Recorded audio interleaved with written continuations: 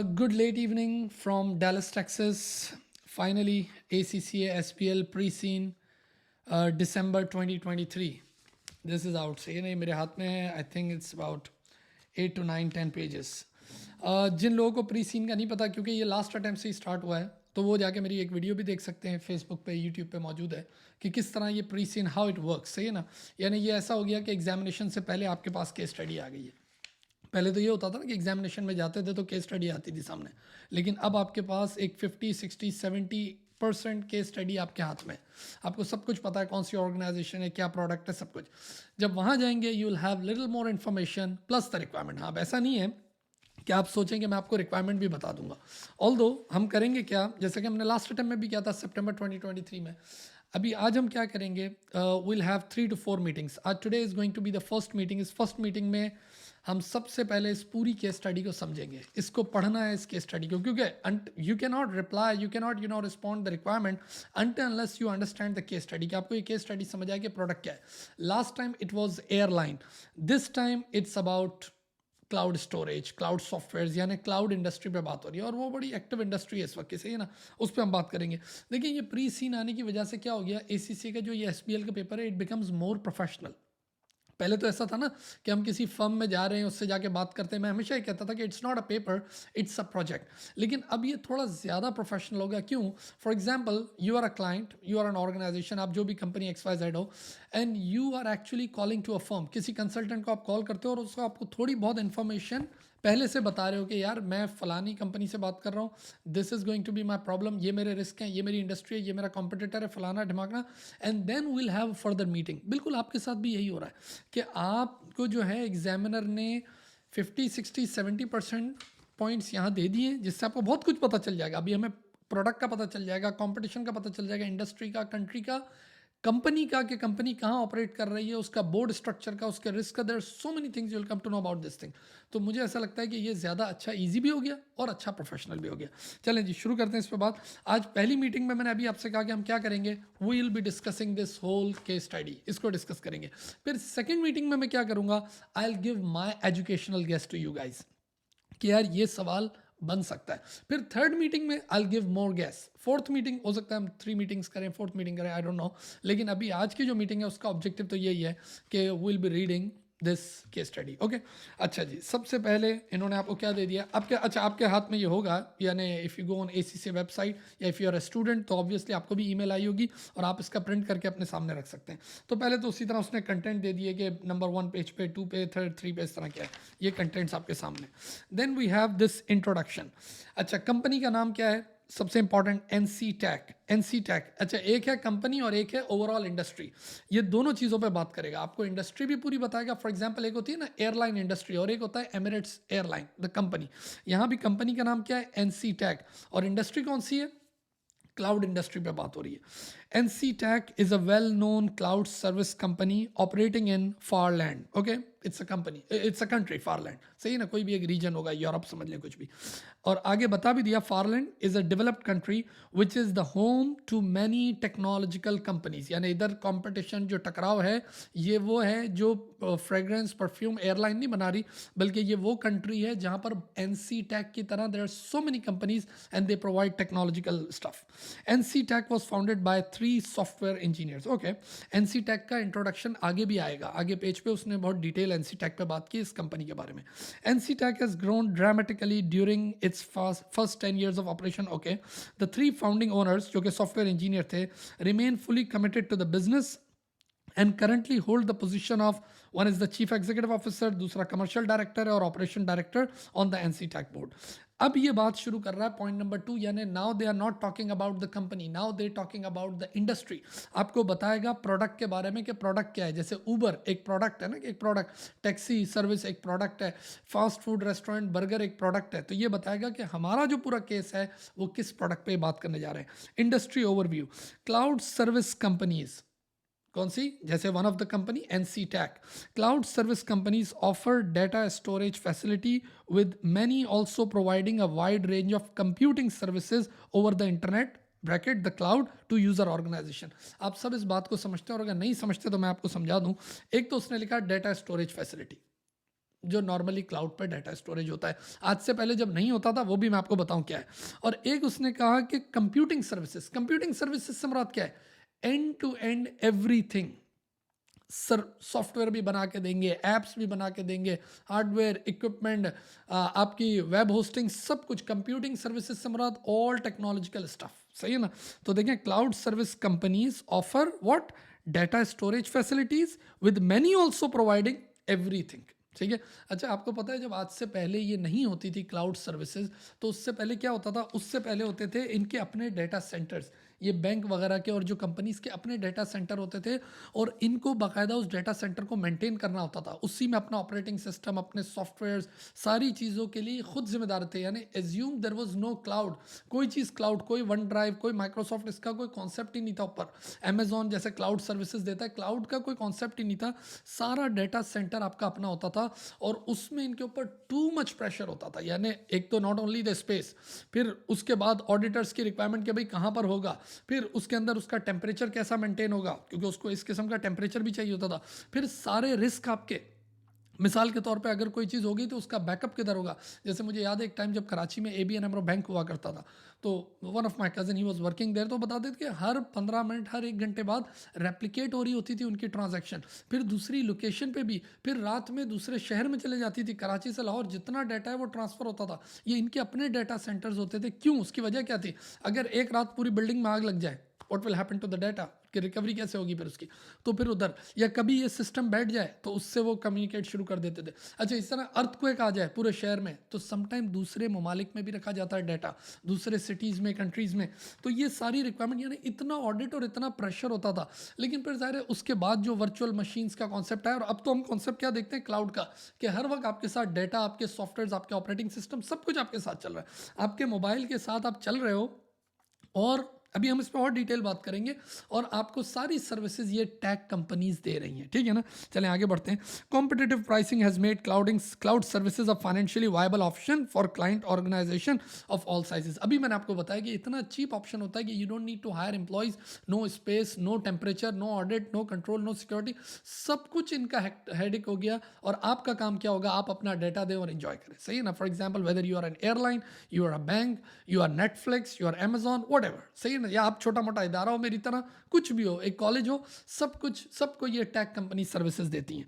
The cloud service industry in Farland, which is the country, has been established for more than a decade and continues to grow to meet the needs and demands of the market, particularly among small and medium sized enterprises and individual professionals। जैसे lawyer को, doctor को service चाहिए, उसका ज़ाहिर इतना data होता है patients का, उसको सर्विस चाहिए, लॉयर को सर्विस चाहिए, जो भी XYZ टैक्स फर्म को चाहिए, सब कुछ दे रहे हैं। अच्छा, फिर उसने स्टैटिस्टिक दे दिए, की क्लाउड सर्विस स्टैटिस्टिक्स क्या दे दिए 2002 इसके ग्लोबल और फारलैंड के percentage of client data store in the cloud. यानी क्लाउड में परसेंटेज क्या है भाई, globally 52%, फारलैंड 38%। Total annual revenue generated by all cloud service providers 155 billion, और फारलैंड क्या है इसमें 8.3 बिलियन। हम जब पढ़ेंगे तो वहां पर कैलकुलेशन करेंगे इसकी। Top 10 cloud services companies share of the market 74%, 85%, यानी इसका मतलब बहुत हाई टेक इनका टेका है इस मुल्क का। अच्छा, अब देखिए ये 3 किस्म के मॉडल हैं, क्लाउड सर्विस मॉडल्स, ये 3 किस्म के हैं। Right now we are not talking about the company, we are talking about the product. देखिए सिंपल 3 मॉडल क्या है। Cloud service companies can provide 3 service models to the client. पहला क्या है, दे प्रोवाइड इंफ्रास्ट्रक्चर। दूसरा क्या है, दे प्रोवाइड प्लेटफॉर्म। और तीसरा क्या है, they provide software as a service. एक को कहा ना IaaS, एक कहा पास, एंड एक कहा सास, इंफ्रास्ट्रक्चर एज अ सर्विस।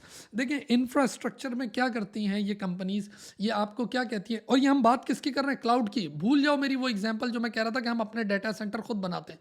जब क्लाउड आ गया तो क्लाउड सर्विसेज में पहला ऑप्शन क्या होता है कि ये सिर्फ आपको इंफ्रास्ट्रक्चर दे देते हैं, कि बोला ये हमने आपको इंफ्रास्ट्रक्चर दे दिया, यानी तुम्हें फिजिकल लोकेशन की ज़रूरत नहीं है, तुम्हें अब वो टेम्परेचर को मेंटेन करने की ज़रूरत नहीं है, कोई सिक्योरिटी कोई मसला नहीं है, सब हमारी जिम्मेदारी है।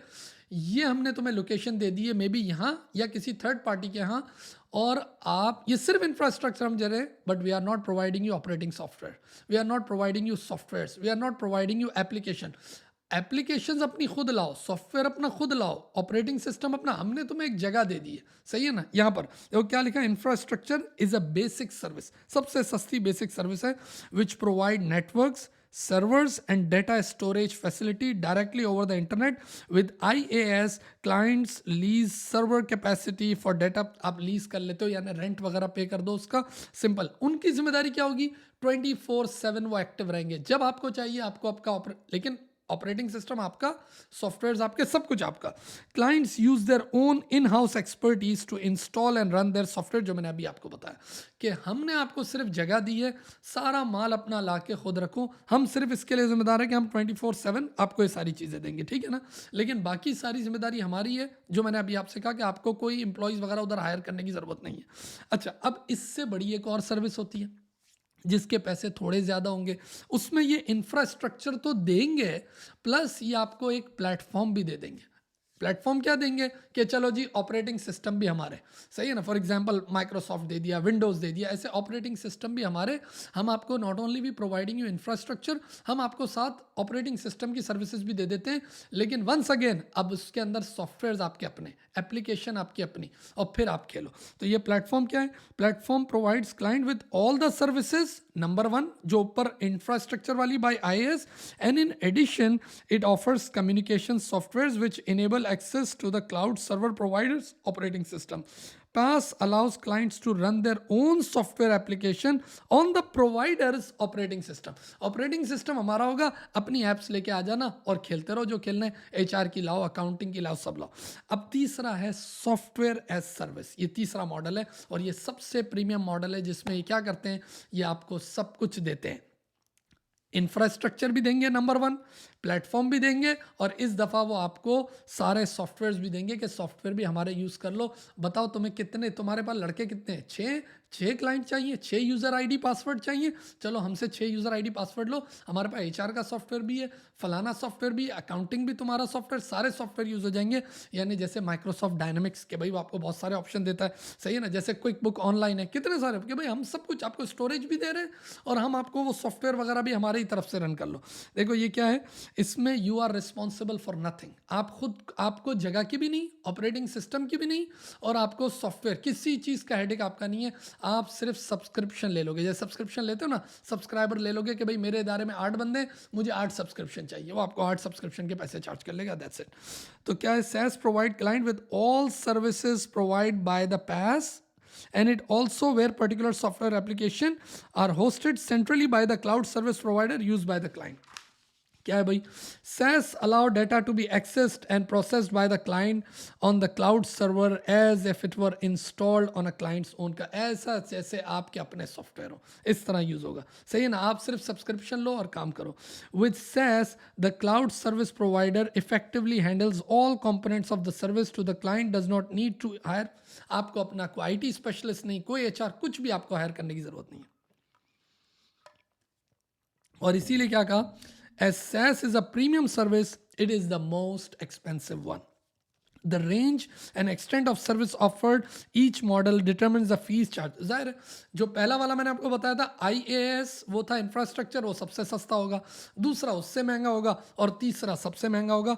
ये जो हमने बातें पढ़ी और समझी, यही उसने टेबल बना के दे दिया है, दैट्स इट। यानी जो SaaS है ना, वो एंड टू एंड सेटअप है कि आपको सब कुछ हम दे रहे हैं। देखो प्रोविजन ऑफ डेटा सर्वर्स भी मिलेगा, डेटा स्टोरेज फैसिलिटी भी मिलेगी, नेटवर्किंग रिसोर्सेज भी मिलेंगी, कम्युनिकेशन सॉफ्टवेयर 2 में मिलेंगे, पहले वाले में नहीं मिलेगा, ऑपरेटिंग सिस्टम आखिरी 2 में, उसमें नहीं, और डेटा सॉफ्टवेयर एप्लीकेशन वो सिर्फ आखिरी में मिलेगी, यानी कंप्लीट पैकेज वो है। अच्छा, अब ज़रा आगे बढ़ते हैं। ये क्लाउड सर्विस मॉडल्स तो आपने देखे, अब इसकी डिलीवरी कि इसको रखना किस तरह है, तो इसमें 2 ऑप्शन है, सही है ना। तीसरा भी दिया हाइब्रिड, एक तो है पब्लिक क्लाउड। पब्लिक क्लाउड क्या, सबके लिए, आपके मेरे स्मॉल मीडियम एंटरप्राइज, बड़ी ऑर्गेनाइजेशन, जिसको भी क्लाउड पे माल चाहिए, जगह चाहिए, किराए की जगह चाहिए, you get it, that's called public cloud. भाई जैसे मैं वन ड्राइव यूज़ करता हूँ, पब्लिक है, ठीक है ना, पब्लिक से मुराद ये कि मैं ही उसको एक्सेस कर सकता हूँ, लेकिन है क्या भाई, सबके लिए है ना भाई, उसमें कोई कॉम्पिटिटिव एज वगैरह कोई चीज़ नहीं है भाई, ये फैसिलिटी है, जो किराया देता जाएगा उसकी ये जगह होती जाएगी, ये कहलाता है पब्लिक क्लाउड। लेकिन आप ज़रा सोचें, कुछ इदारे होते हैं ज़रा कॉम्प्लेक्स, कुछ इदारों पे ख़तरनाक लॉ अप्लाई होता है, उनकी इन्फॉर्मेशन होती है बहुत ज़्यादा कॉम्प्लेक्स, मिसाल के तौर पे बैंकिंग हो गई, मिसाल के तौर पे गवर्नमेंट हो गई, भाई नासा की हो गई, या कोई और ख़ास गवर्नमेंट का इदारा हो गया, सही है ना, गवर्नमेंट का आईआरएस हो गया, डिपार्टमेंट हो गया, या कोई XYZ, उसका डिफेंस डिपार्टमेंट हो गया, सिक्योरिटी हो गया। तो ऐसे डिपार्टमेंट वो कहते हैं, अब तो खैर पब्लिक में भी बहुत सिक्योरिटी है, अब तो ये मामला नहीं होते इतने, लेकिन फिर भी कुछ ऐसा डाटा हो सकता है, तो उसके लिए वो बोलते हैं कि हमें पब्लिक नहीं चाहिए क्लाउड, हमारा क्लाउड जो होगा वो प्राइवेट होगा, हमें स्पेशल सर्विस चाहिए, वो सिर्फ हमारे लिए होगी, वहाँ हमारे ही ऑपरेटिंग सिस्टम, हमारे सॉफ्टवेयर, हमारा डाटा रहेगा, private cloud.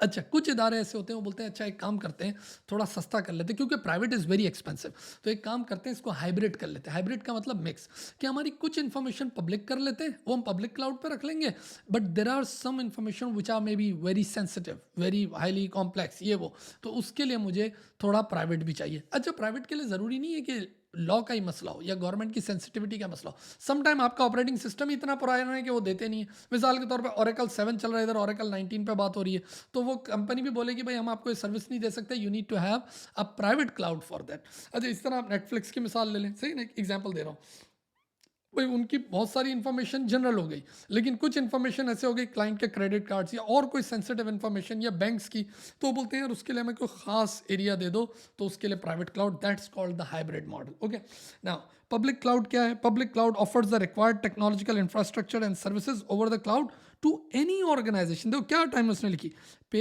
As you use basis, जितना यूज करो उतना पेमेंट कर दो, that's it. The public cloud does not target particular client, it's for everyone, it's like a public school, it's a public park, it's a public cloud. Private cloud क्या है? It provides computing infrastructure for the exclusive use of specific business client. देखो ये अब खास लोग हो गए, सही है ना।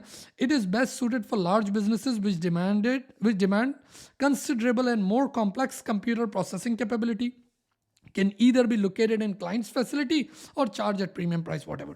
और तीसरा क्या हो गया? The hybrid model, the mixed model. The hybrid cloud is a combination of both public and private cloud models. More important aspect of the client operations can be hosted on a private, और बाकी general चीज़ें जो है वो किधर चली जाएं, वो पब्लिक पे चली जाएं। खैर, अब आप ये बात समझ गए। देखो आपने 3 मॉडल समझ लिए इसके अंदर, 3 हो गए सर्विस डिलीवरी और 3 हो गए मॉडल। एक मॉडल क्या था? इंफ्रास्ट्रक्चर, दूसरे में वो प्लेटफॉर्म भी दे देते हैं, और तीसरे में आपको क्या करते हैं, एंड टू एंड सब ले लो सॉफ्टवेयर वगैरह के साथ। अब इसको होस्ट करने के लिए उन्होंने कहा भाई एक हो गया पब्लिक क्लाउड, एक है प्राइवेट, और बाकी हाइब्रिड। अच्छा, benefits of cloud services to client. Cloud services के क्या बेनिफिट है? अभी मैंने थोड़ी देर पहले आपको बोला था कि जब क्लाउड नहीं था दुनिया में तो मसाइल कितने थे, जगह लो, हायर करो पीपल, सिक्योरिटी के मसले, ऑडिट के मसले, टेम्परेचर के मसले, आग लग गई ये सारे मसले ख़त्म। There are number of reasons why cloud services an attractive option to client. Cloud service देखो ना, अभी इस वक्त मोबाइल चला भी जाए तो कोई मसला नहीं है, एक बटन दबाऊंगा तो दूसरी जगह ये सारा डाटा एक्सेस कर लूँगा, वन ड्राइव से, एप्पल के आई क्लाउड से, कहीं से भी। इतने क्लाउड पे मेरा डाटा भी पड़ा हुआ है, हर चीज़ ऐसी हो जाएगी as if it's every time with me. It's I'm talking about just a simple person individual. ठीक है? There are a number of reasons why cloud services are an attractive option. Cloud services provide easily scalable both up and down, reducing cost. Absolutely. Clients can have instant access, independence of location wherever you are. Cloud service companies have enhanced security measures. ज़ाहिर है वो इसमें काबिल हैं, उनकी securities, वो 2-factor authentication, फलाना ढिमकना, वो सब उन्हीं को पता है। Data can be accessed and processed any time over the cloud. 99.9% वो एक्सेस दे रहे होते हैं कि भाई टारगेट जो हमारा टाइम है वो इतना हो गया, यानी कोशिश होती है 100% की, कभी भी ये नहीं हो सकता कि वो डाउन हो, सही है ना, उसके लिए वो रिस्पॉन्सिबल है। और अगर कभी डाउन हो गया, कुछ हो गया, तो बाकायदा इसमें फिर कंडीशंस होती हैं कि तुम्हें हमें इतनी पेमेंट करनी पड़ेगी because of our loss. The cloud enables client to share data easily and it support collaborative working over what? Over diverse location. Okay, cloud services are supported and maintained by the cloud service provider, reducing the need for clients and employ expensive IT specialists. Okay, clients do not require expensive space ये सारी बातें हमारी होगी. These are all benefits of cloud thing. This is, we are not talking about one company, we talking about the whole industry and the whole product. All right. Cloud service industry challenges and development in Farland. अब सुने, जिस तरह इसके फायदे हैं इसी तरह इस इंडस्ट्री को, इस मुल्क में, फारलैंड में कुछ चैलेंजेस भी है और कुछ डेवलपमेंट भी है. अब चैलेंजेस क्या है वो भी देखें. There are a number of significant challenges which the Farland cloud service industry is currently facing. The Farland cloud service sector is growing very rapidly and is anticipated to double in size over the next 5 years. इसका मतलब global services भी ये दे रहे होंगे. This means that both the nature and extent of competition, टकराव तो बढ़ेगा ना जब एक मुल्क में इतनी डिमांड होगी और ग्लोबली इतना दे रहे होंगे वो service. Competition within the industry is likely to change considerably over this period with client demand becoming more challenging to satisfy. Of course. Number 2, more global competition is emerging so the industry may become dominated by small number of large, बड़ी बड़ी मछलियाँ होंगी, कम तादाद में लेकिन बड़ी मछलियाँ होंगी, well established IT client. This could have the effect of reducing the influence of smaller Farland computer cloud service companies and consolidating the industry. जाहिर है जब इस तरह के कंपटीशन होते हैं बड़ी मछलियां आती हैं फिर वो आपस में हाथ जोड़ती हैं और छोटे मोटों को फारिग कर देती है. Big fishes eats out the small one. Clients are highly dependent on reliable, highly speed internet connections. है जब इतनी टेक्नोलॉजी की बात करोगे तो obviously you need www dot connection for cloud service to work effectively. Although this is currently not an issue in Farland as there are number of different. So okay, there is a constant risk from hacking, data loss, distributed denial of services from unencryption, external sources. The distributed denial of service attack involve excessive activity on the system from an unidentified sources which significantly slow down the system and reduces the operation. ये बहुत सारे ज़ाहिर है जब data किसी का संभालोगे तो risk भी अपनी जगह है. टेररिज्म का रिस्क भी है, हैकर्स का रिस्क भी है, सारी चीज़ें, वायरस ये वो सब मौजूद है. Then when there is a data, when there is an information, आप सबको पता है कि डाटा और ये सारी चीज़ें इस वक्त क्या, it's like an oil, it's like a gold. ये इस वक्त का गोल्ड है. तो ज़ाहिर है इसके पीछे हर किस्म के लोग भी पड़े होते हैं तो फिर हर किस्म के लॉज भी इस पर बनते हैं. कॉम्प्लेक्सिटी भी इतनी है लॉज की. मिसाल के तौर पर आप फेसबुक की बात कर लें, इंस्टाग्राम की बात कर लें, उस पर सबसे ज़्यादा मसला क्या है, बाकायदा कांग्रेस तक बात चली जाती है ना, उसमें भी उसको बुलाया था ना US कांग्रेस में भी कि भाई सबसे बड़ा मसला क्या है, इंसानों का डाटा उसके पास है. सही है ना. इस आईफोन के पास मेरा थंब इम्प्रेशन, इस आईफोन के पास मेरा रेटिना, मेरी शक्ल देख के खुलता है. इसका मतलब इसके पास कितना डाटा है पूरे यूनाइटेड स्टेट्स का. हर आम आदमी का डाटा इसके पास मौजूद है. हर शख्स के हाथ में आईफोन है. फिर हमारी बैंकिंग इन्फॉर्मेशन सब कुछ होती है ना इसमें. तो वो regulatory requirement associated with the cloud services are evolving and may turn out to be more challenging to comply with. The regulatory demands may become more costly and onerous, particularly. Okay. Number 6, there is a constant demand of highly skilled and technically knowledgeable employees to work with. जब आम organisations हैं उन्होंने अपना pressure cloud पे डाल दिया तो अब now the cloud companies they have to hire expert people. तो उनकी हर वक्त डिमांड बढ़ती रहेगी कि उनको काबिल लोग चाहिए, specially when it's about artificial intelligence and machine learning, जो कि अभी बात कर रहा है कि क्लाउड सर्विसेज. देखो हमने किस पे बात की, क्लाउड सर्विस मॉडल हमने देखे 3, उनकी डिलीवरी का स्टाइल देखा, पब्लिक, प्राइवेट और सब. अब क्लाउड सर्विस के अंदर भी तो इनोवेशन चाहिए. देखो एक तो था सिर्फ इंफ्रास्ट्रक्चर दे रहे थे, एक में प्लेटफॉर्म दे रहे थे और एक में सॉफ्टवेयर भी दे दिए, SaaS. लेकिन अब वो कह रहे हैं कि हम इसके अंदर भी इनोवेशन ला रहे हैं. और वो इनोवेशन कैसी ला रहे हैं, हम इंटेलिजेंस लेके. आप आम ऑर्गेनाइजेशन हो, you are a bank, you are Netflix, you are college, you are doctor, you just provide your data and now we bringing innovation in your data. कि हम आपके डाटा, आपका डाटा के साथ हमारा सिस्टम सिर्फ सॉफ्टवेयर ही नहीं देगा, अब हम आपको इंटेलिजेंस भी देंगे कि आपके डाटा को वो रीड करके भी बताएगा. सही है ना. आप वेदर कंपनी हो, वो आपको सारा काम करके देगा, वेदर की फोरकास्टेड भी बता देगा.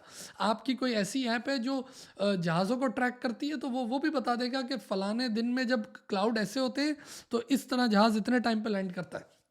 आप कोई मैपिंग वाली कंपनी हो, उसकी इंटेलिजेंस हम आपको देंगे. आपका HR का काम है, उसकी इंटेलिजेंस. तो उसने कहा क्लाउड सर्विस के अंदर अब इनोवेशन आ रही है, यानी they are giving you intelligent tool in their products. The following areas of technological development have been identifying as being vital to the future success of all cloud service businesses which provide, देखो कितनी बड़ी बात लिखी है, which provide the SaaS service, यानी वो तीसरा वाला जो प्रीमियम था, सॉफ्टवेयर वाला जो एंड टू एंड सारी चीज़ें दे रहा है with in the Farland cloud service industry. तो उसमें वो क्या क्या इंटेलिजेंस ला रहे हैं, एक लेके आ रहे हैं business intelligence. Business intelligence system collect store and process data, ये ज़रा बेसिक है क्योंकि अब तो आप BI के बजाय आप किधर हो, आप AI पे हो। तो ये क्या बोल रहे हैं, if BI were offered on the cloud, it would satisfy the growing demands from client for access to BI system combined with the other benefits of cloud application। यानी ये तो बेसिक इंटेलिजेंस प्रोवाइड कर रहा है जो इदारों के management information system और एग्जीक्यूटिव इंफॉर्मेशन सिस्टम जिसमें उनको फैसले करने होते हैं, तो बोला हम बिजनेस इंटेलिजेंस क्लाउड में ही आपको दे देंगे, यानी जो हमारे सॉफ्टवेयर होंगे उसके अंदर बिजनेस इंटेलिजेंस और मैनेजमेंट सिस्टम होगा।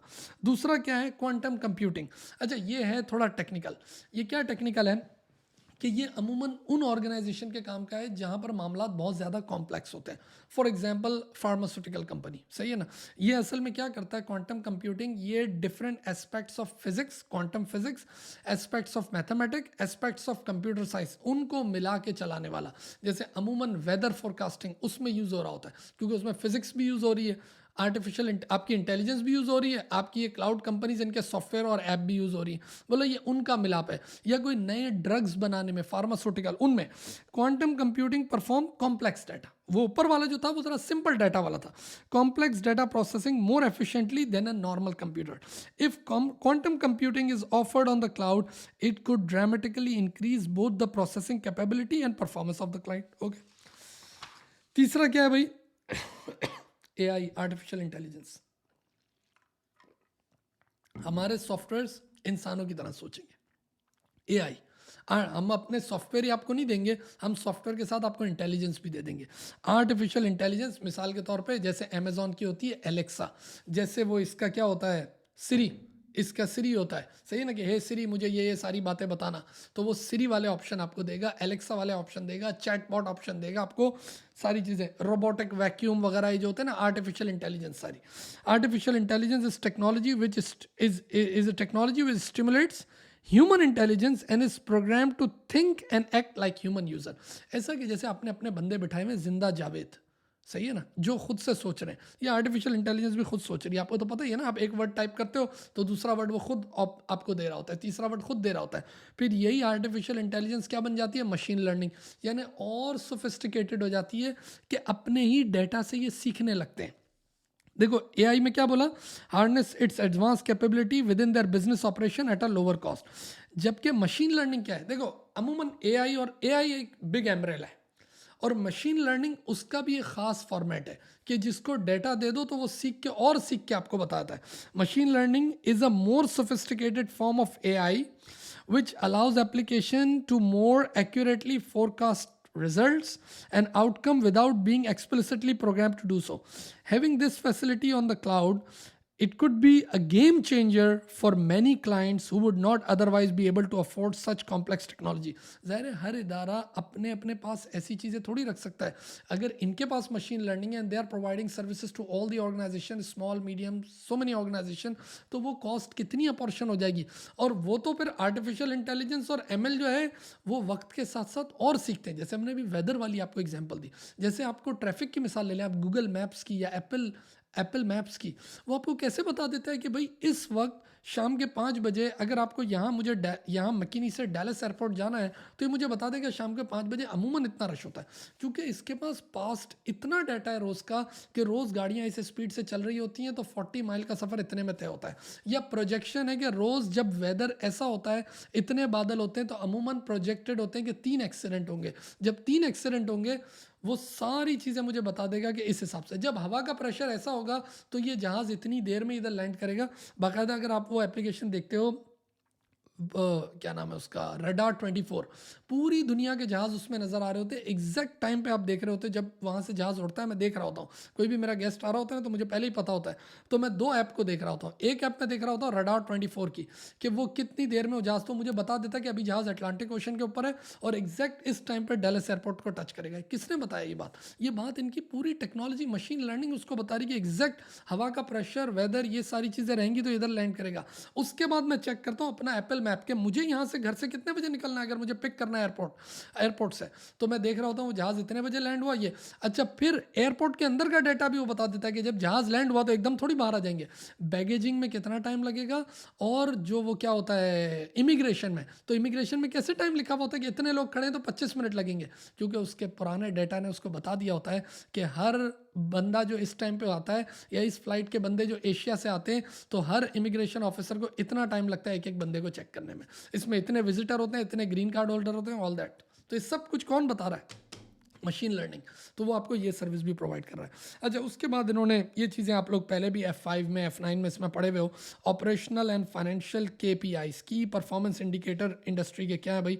सर्विस अवेलेबिलिटी, द अमाउंट, अभी मैंने आपको बताया कि सर्विस अवेलेबिलिटी का टारगेट तो 99.99% है।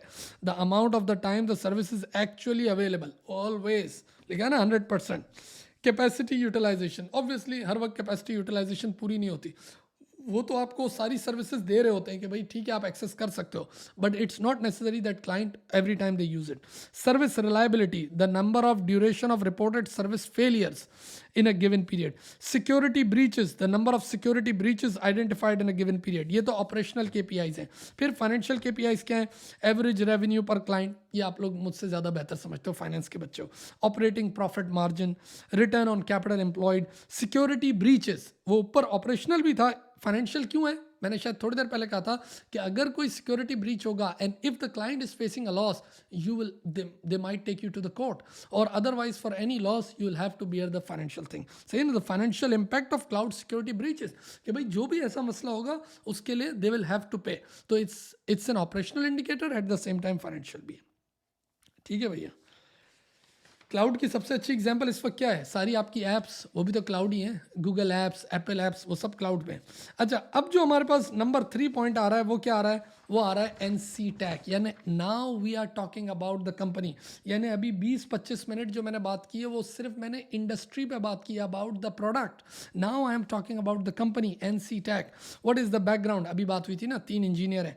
NC-TAC is a well known cloud service company operating in Farland. Okay, NC-TAC was established and incorporated 10 years ago by 3 software engineers. They recognized that the rapid growth and demand for the cloud services presented them with a great opportunity to use their combined knowledge, tino, and skills to in the business field. NC-TAC operate as a public cloud service company so that it can target a wide client base to small to medium-sized companies, okay, throughout Farland. NC-TAC provides comprehensive data storage facility, a range of servers for the storage, retrieval and sending of data, and the required networking resourcing, ये वो सब। NC-TAC has never offered the PaaS or SaaS service model. समझे? पहले page पे क्या पढ़ाया था? पहला मॉडल इंफ्रास्ट्रक्चर, दूसरा प्लेटफॉर्म, तीसरा सॉफ्टवेयर। ये सिर्फ बेसिक देते हैं, ये प्लेटफॉर्म तक अभी नहीं पहुंचे और ये सॉफ्टवेयर तक अभी पहुंचे नहीं है। ये सिर्फ बोलते हैं भाई हम आपको डाटा स्टोरेज फैसिलिटी, एक सिर्फ हम आपको एक लोकेशन दे रहे हैं, उस पर आओ, अपना ऑपरेटिंग सिस्टम सब कुछ खुद बनाओ, हमारे पास और कुछ नहीं है। Now they talking about the ownership. The initial shareholder investment was supported by venture capital, which was repaid when NC-TAC listed on Farland Stock Exchange 5 years ago. Each of the 3 original shareholders, जो तीनों engineer थे, still has 10% stake in NC-TAC. The remaining shares are held by a number of institutional investors, बड़े investors के पास हैं, such as pension fund and unit trust, but no single shareholder holds more than 10% equity. इसका मतलब board भी independently चलता होगा और market में कंपनी के शेयर्स भी इजी फ्लोट होते होंगे। The 3 founding owners remain fully committed to the business and continue holding the position of CEO, commercial director, ये पहले भी इन्होंने बताया था, वापस बता रहे हैं। The current board membership has not changed in the last 5 years, यानी सेम मेंबर्स अभी भी बैठे हुए हैं पिछले 5 साल से। Shares in NC-TAC have performed better than other similar technology companies on the Farland Stock Exchange over the last 5 years, yani they're doing good. However, in the last financial year, there has been an unforeseen significant fall in gross profit which has affected the share price and unsettled some shareholders. सही है, यानी आखिरी साल profit कम आया, GP margin ही वो. The absence of any dominant shareholders means that the board is generally free to run. वो भी मैंने बताया कि जब किसी का इतना होल्ड नहीं है कि 50% या 60%, तो बोर्ड एक फ्रीली काम कर रहा है. Now vision, mission and corporate values. You know what do you mean by mission? Mission का मतलब क्या होता है? मिशन स्टेटमेंट का मतलब ये होता है कि what the organization doing in the society. For example एक कॉलेज है, उसका मिशन स्टेटमेंट क्या होगा? We provide accounting services, we provide quality education. That's it, that's called mission. Mission एक रेस्टोरेंट का क्या होगा? We provide healthy food to the society. ये मिशन है, सही है ना? तो मिशन एक तो होता है मिशन, दूसरा क्या होता है? विजन. मिशन का मतलब क्या होता है? Mission what you do in the society right now. Vision का मतलब क्या होता है? What organization see itself in future, कि हम आगे अपने आप को 10 साल 15 साल 20 साल बाद कहाँ देखते हैं. और वैल्यूज का मतलब क्या होता है? वैल्यूज का मतलब यानी वो बिहेवियर एम्प्लॉयज़ के और हमारे इदारे के जिससे हम अपने मिशन को अचीव करते हैं, कि हम किस तरह अपने मिशन को अचीव करते हैं through our core values. Vision, mission and corporate values उन्होंने बता दी, very boring. The NC TAC corporate vision is to be one of the leading cloud service provider in the far right. यानी हम अगले 10-15 साल में अपने आप को ऐसे देखते हैं. मिशन क्या है? मिशन है constantly achieving operational excellence, differentiating ourselves by exceeding this, developing and maintaining a strong NC Tech brand right now, developing sustainable relationship with key business, maintaining a profitable business. Okay, whatever. NCTech की core values क्या हैं? Energy, grasp opportunity, make things happen, excellence, strive to do things better than anyone else in the industry, excitement, foster challenge, trust, respect to and form colleagues through ethics, promote and show integrity and openness in all areas of the business, whatever. NCTech का board structure उन्होंने बता दिया कि आपका chairman non executive इन्होंने रखा है independent, और 5 नॉन एग्जीक्यूटिव डायरेक्टर. इसका मतलब 5 नॉन एग्जीक्यूटिव डायरेक्टर और 1 नॉन एग्जीक्यूटिव डायरेक्टर, 6 हो गए, 6 एनईडीज हो गए, और बाकी ईडीज हैं, एग्जीक्यूटिव डायरेक्टर्स. एग्जीक्यूटिव डायरेक्टर आपको पता है जो डे टू डे ऑपरेशन में बिजनेस में होते हैं. सीईओ भी एग्जीक्यूटिव है, 1 2 3 4 5, तो 6 एग्जीक्यूटिव हैं, 6 नॉन एग्जीक्यूटिव हैं. There is a balance in the board. There are 4 सब कमेटीज. ऑडिट बोर्ड कमेटीज के साथ 4 सब कमेटीज हैं. कौन सी? ऑडिट कमेटी है, comprising 3 non executive director, all of whom have a strong background in finance. Nomination committee है जो board के लिए नॉमिनेट करती है, 5 साल से कुछ कर तो रही नहीं है, खैर anyways, run by non executive chair. Remuneration committee जो डायरेक्टर्स की तनख्वाह सेट करती है, वो भी नॉन एग्जीक्यूटिव की होगी. रिस्क कमेटी जिसमें ईडीज होना बहुत जरूरी है, 2 comprising 2 non executive and obviously a commercial director जो कहा ना, ED and operational director. NCTech is fully compliant with the Farland Corporate Governance Code. Okay. Now, then they have a risk register. Obviously, ये company के risk भी होंगे. NCTech maintain a register of principal risk.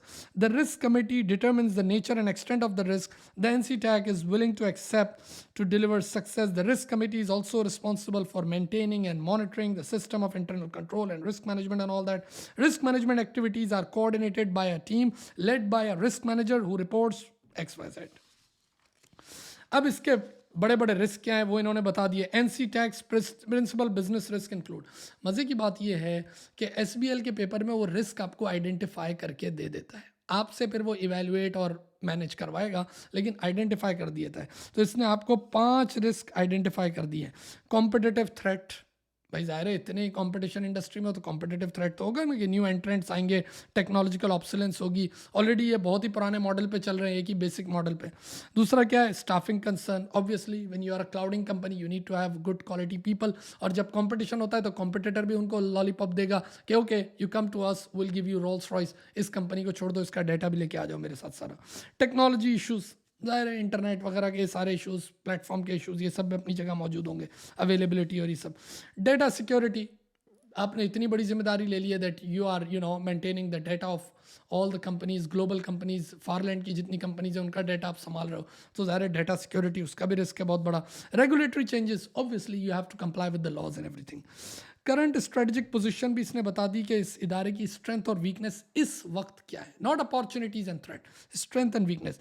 NCTech periodically appraise its position and status in the Farland, यानी इस industry में where we stand right now.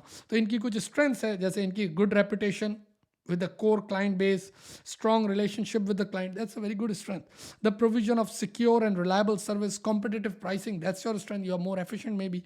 A capable and competent workforce. You have good HR. Okay. But what your weaknesses are? The IaaS service model offered to client has never changed. You are not an innovative company. Okay. Restrict growth potential. Severe large overseas cloud service companies have recently entered the Farland market. Okay. Deteriorating retention of key members of staff. Okay. Worsening financial performance of the last financial year, just last. High dependency on the internet service provider to enable client to access. Okay, these are your weakness.